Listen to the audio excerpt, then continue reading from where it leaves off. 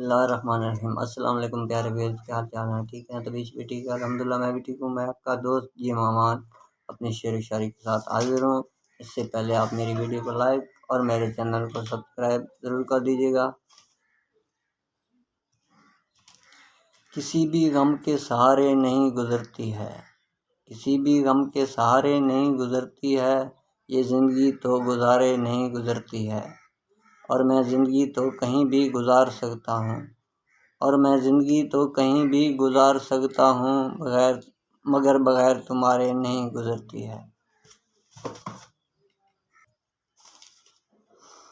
दिल से क्या क्या ना तेरे गम के ख़ज़ाने निकले, हमने लम्हों को गुरेदा तो ज़माने निकले।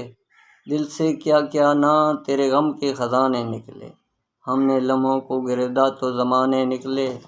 शहर में दश्त में शहर में भी तुझको पाया, शहर में दश्त में सहरा में भी तुझको पाया।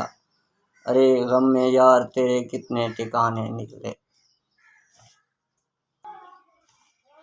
बात ये नहीं कि तेरे बिन जी नहीं सकते, बात ये नहीं कि तेरे बिन जी नहीं सकते, बात ये है कि तेरे बिना जीना भी नहीं चाहते।